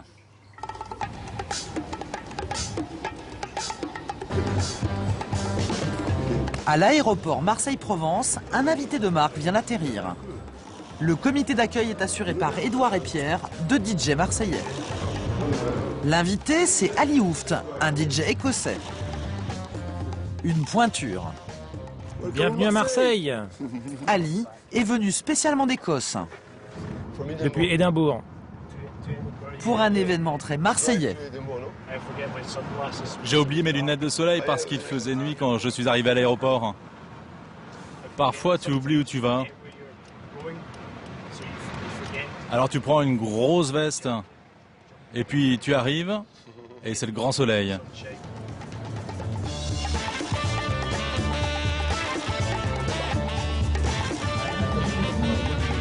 Deux valises en main, Édouard est l'organisateur des soirées les plus branchées de la ville. Pour produire Ali Houft, il a choisi un lieu plutôt insolite. Cela se passera ici. C'est l'entrée des artistes.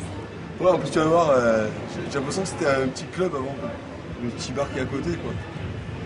Et t'as une boule disco, t'as la porte capitonnée. Ça ressemble à un club. Regarde C'est clair que l'entrée ça fait boîte de nuit. Ouais, Fabien.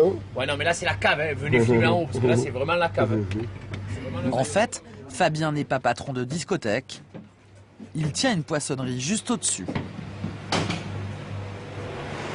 C'est ma poissonnerie préférée. Et quelques oursins. Après on l'enlève. Ouais, bah ouais, c'est clair. Avant il y avait le bac à coquillages. Là. Les premières soirées qu'on a fait, c'était sur le banc de poissons. Poser les patines. La banque à poissons. Édouard et Fabien ont eu l'idée d'organiser des soirées électro dans ce restaurant et poissonnerie. Ça s'appelle du son, du poisson. On fréquente les mêmes endroits, on s'est vu là, putain, ouais, pourquoi pas, tac, bam. Ça s'est fait, mais au naturel, franchement. C'est inhabituel de mixer dans un endroit comme ça. Oui. En un mot. Je sais qu'Édouard est un peu dingue. Il aime faire des choses différentes, dans des endroits très différents. Là où j'ai joué la dernière fois, à l'extérieur de la ville, c'était aussi étrange, sur une plage. Je sais que je dois m'attendre à l'inattendu avec Édouard.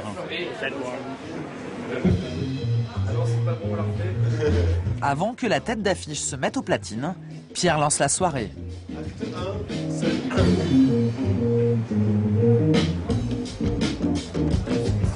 Quand le jour décline et que les rues du port s'animent, commence la tournée des éducateurs de nuit. Saïd les accompagne. Jusqu'à minuit, leur association est la seule à intervenir auprès des jeunes en difficulté. On a des jeunes qu'on va peut-être pas voir la journée, qu'on va plutôt voir la nuit. Et ça permet de toujours garder un lien. La délinquance ronge Marseille. En 2010, les vols avec violence ont augmenté de 19%, un record. La situation est tendue, les jeunes refusent d'être filmés. À l'occasion de la tournée, Saïd et son collègue Rémi nous emmènent dans le quartier de l'Opéra, derrière le Vieux-Port. C'est le quartier historique de la pègre et des trafics. Ça reste un endroit chaud, l'Opéra? Pas plus que là où on a été plus tôt dans la soirée, mais apparemment, ouais, quand même, ça draine quand même beaucoup de la jeunesse, on va dire, la jeunesse qui a certaines facilités économiques qui sortent dans les bars du coin. Donc finalement, ça draine aussi de la population qui est attirée par cet argent-là. On ne peut pas se mentir. Sur le parvis de l'Opéra, nous croisons un dealer de 23 ans. Il appartient à cette nouvelle génération de trafiquants, sans complexe. D'emblée, il assume son mode de vie illégal. Moi, par exemple, ma morale, moi je me dis je fais l'argent à n'importe quel moyen, sauf que tant que je fais pas de mal aux gens, tant que voilà, physiquement ils ont rien et que, allez, on va dire mentalement, c'est pas très grave, eh ben, y a pas de souci, on ramasse. Hein. On ramasse. Et ça nous permet de partir en voyage l'été entre collègues, de nous amuser, de nous habiller, de sortir en boîte, passer des soirées. Voilà, avoir une vie comme tout le monde. Tout simplement. Il y a des collègues à vous qui se retrouvent au Beaumet? Ben, franchement, si on devait faire un pourcentage, la moitié ils sont au Beaumet. En prison, tu apprends tous les vices. Tu apprends comment braquer, il t'explique comment braquer, tu t'emmènes celui-là avec un braqueur, il t'explique comment il a fait, comment tu fais, où te fournir les armes, le shit, la coke, l'héroïne, le crack, tout ce que tu veux. Et voilà, et tu as un réseau qui se développe et à la prison, il n'y a que des voyous. Toi, t'en parles en connaissance, Ouais, j'ai fait la prison, vraiment, ouais. Voilà, par exemple, ouais, je parle de moi, mais ce que je vois aussi chez mes amis. Ça t'a calmé ou pas, ça? Moi, ça m'a calmé. Avant, moi, je volais, j'arrachais les sacs à main, j'arrachais les cartes bleues, je volais les cartes bleues au guichet. Et voilà, j'ai arrêté tout ça et j'ai pris un autre business qui est moins risqué, mais qui rapporte pareil. Hors caméra, il nous a confié vendre de la cocaïne. En 2010, à Marseille, 17 personnes ont été tuées dans des règlements de compte liés au trafic de drogue. En haut de la Canebière, la soirée Son et Poisson a fait le buzz sur Facebook. Autour d'Édouard, l'organisateur, la jeunesse dorée se bouscule devant la petite poissonnerie. En cuisine, la spécialité maison, ça s'appelle misto. Donc en fait là on a mis des merlans, des anchois, mais ça peut être d'autres poissons qu'on fait frire aussi. Quand on fait la fête, on n'est pas obligé de manger des sandwichs et des pizzas. On peut manger des anchois frais, du merlan frais, des huîtres, des oursins, voilà. Nos produits de chez nous, quoi. Voilà. Je reviens. À l'heure où tout le monde dîne en terrasse, Ali, le DJ écossais, assure l'ambiance lounge. Ils sont cool, ils ont l'air d'aimer la musique. C'est pour ça qu'ils sont cool. Je savais pas à quoi m'attendre il y a quelques heures parce qu'on ne peut jamais savoir quand un lieu est vide. Dans le public, Bernard Robert, une personnalité qui fait la pluie et le beau temps sur la scène musicale marseillaise. Il est le patron du plus gros festival de la ville. Marseille, c'est un village, donc on a plein de moments comme ça un peu forts. Si on arrive, il faut être un peu introduit dans Marseille. C'est pas quelque chose d'évident au départ. Mais quand on commence à aller dans les endroits comme ici, on est heureux parce qu'on mange d'une part des bonnes choses, on écoute du bon son, et puis on est capable de dire c'est pour ça que cette ville est capitale. C'est pour ça qu'elle sera capitale, parce qu'elle apporte quelque chose de convivial, agréable et de qualité. Et pas toutes les villes sont comme ça. En 2013, Marseille sera sacrée capitale européenne de la culture. Une énorme année de fête en perspective qui pourrait bien ressembler à la soirée d'Édouard.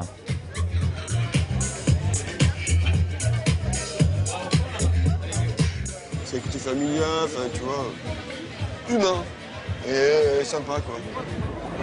Même ces deux Américaines adorent le concept.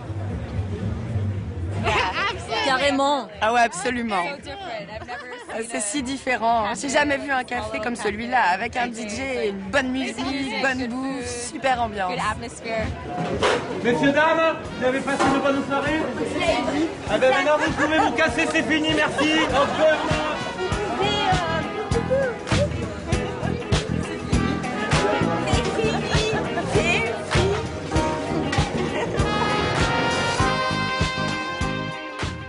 Ainsi se termine cette émission. Merci pour votre fidélité. Votre soirée magazine continue sur Direct 8.